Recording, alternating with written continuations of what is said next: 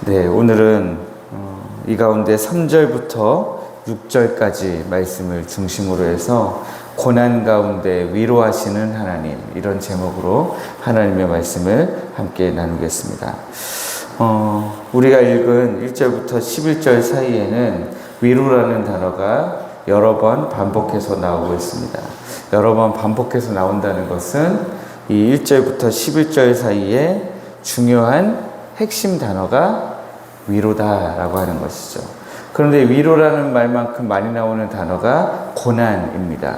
그래서 제목을 고난 가운데 위로하시는 하나님, 이렇게 짓게 된 것입니다. 바울이 이 편지 고린도 후서를 쓸 때에는요, 이제 막 에베소에서 굉장히 큰 사건이 있었거든요. 그 에베소에서 굉장히 큰 사건, 폭동, 그리고 거의 죽을 수도 있었던 그 사건 가운데 이제 그 사건이 막 지나고 나서 고린도 후서를 쓰고 있습니다. 바울은 자신이 경험한 하나님, 그 하나님이 고난 가운데서 어떻게 위로하시는 하나님이신지 함께 나누기를 원하고 있습니다. 3절 말씀에 보시면 그는 우리 주 예수 그리스도의 하나님이시요 자비의 아버지시요 모든 위로의 하나님이시다, 이렇게 기록하고 있습니다. 이 내용을 보건대 하나님은 모든 위로의 근원이시다라고 하는 사실을 우리가 알 수 있습니다. 많은 사람들이 서로를 위로합니다. 그러나 그 위로가 하나님으로부터 온 위로가 아니면 위로가 잘 안 되죠. 그래서 우리는 어떻게 위로합니까? 하나님의 말씀으로 서로를 위로하려고 노력합니다.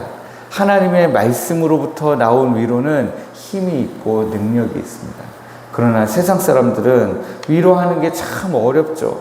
그러니까 이런 상황에서는 이런 말을 하면 위로가 되더라, 저런 상황에서는 저런 말을 하니까 힘이 나더라, 이런 것들을 계속해서 정해 놓으려고 하는 것을 알 수가 있습니다. 심지어는 좀 제발 내가 힘들 때는 아무 말도 하지 말고 그냥 옆에 그냥 있어만 줘, 이렇게 말하는 사람들도 있습니다. 어떤 사람은 아무 말도 안 해줘야 위로가 된다고 하고, 어떤 사람은 좀 말을 해줘야 위로가 된다고 하고요.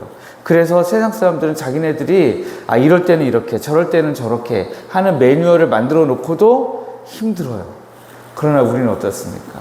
우리는 하나님의 말씀으로 함께 위로받고 함께 소망을 얻고 그 가운데 함께 다시 기도하면서 위로를 받게 되죠.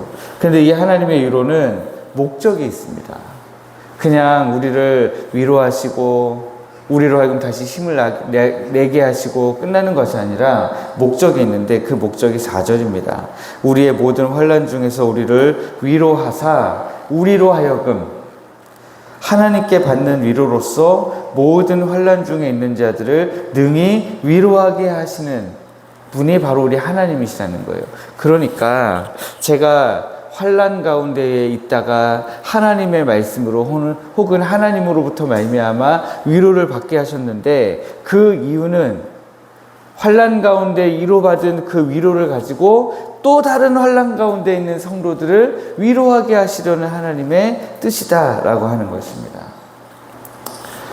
5절에서는 그런데 이 환난과 고난이 그리스도의 고난으로까지 이어져 가는 것을 우리가 볼 수 있습니다.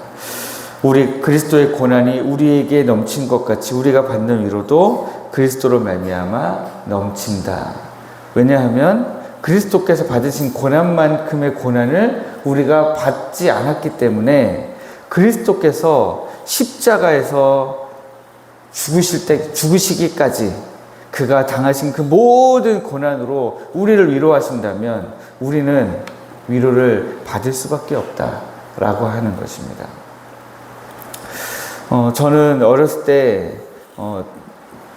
목사가 되고 싶었는데, 어떤 목사가 되고 싶었냐면 청소년들을 대상으로 하는 목사가 되고 싶었습니다. 그때만 해도 담임 목사 정도는 돼야 좀 그래도 이 목사로서 어떤 뭔가 할 수 있다, 이런 생각들은 하나도 못했고요.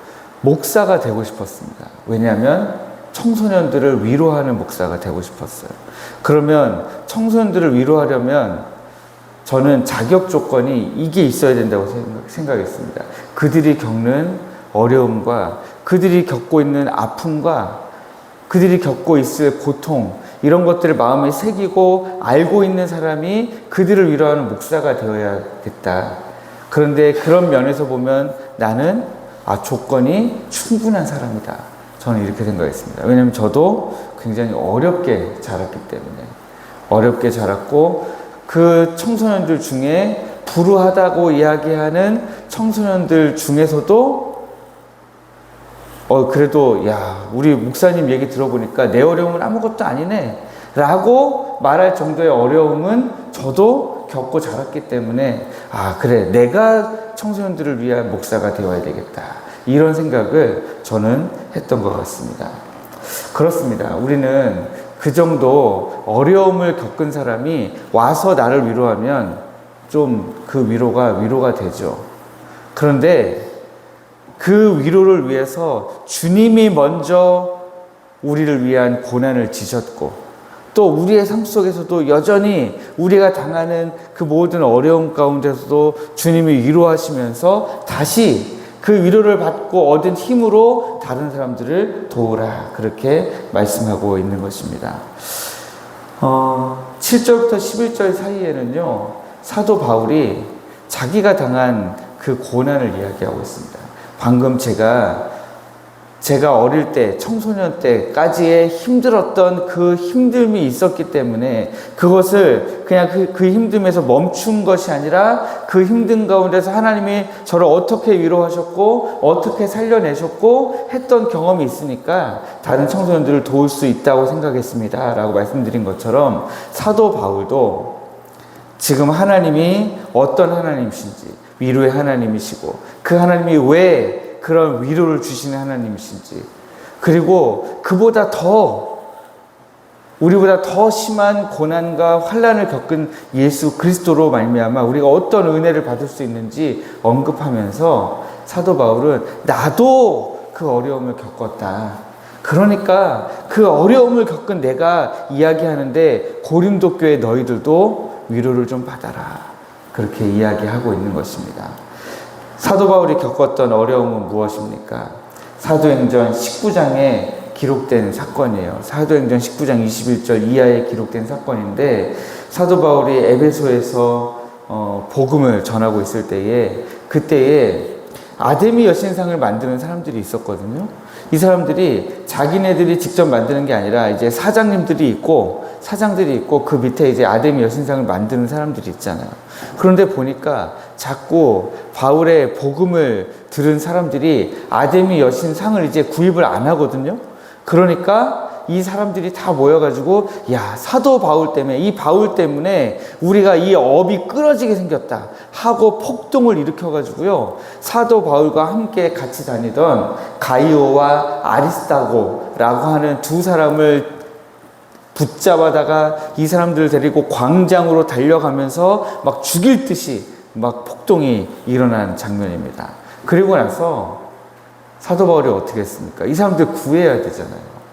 이 사람들 살려내야 될 거 아니에요. 그러니까 그 폭동의 무리들 한가운데로 이 가이오와 아리스타고를 구하려고 막 뛰어들어가려고 하니까 사람들이 이거 너무 위험하다 막 말리고 막 그런 장면 가운데서 사도 바울이 생명의 위협을 느끼는 그런 사건이 있었습니다.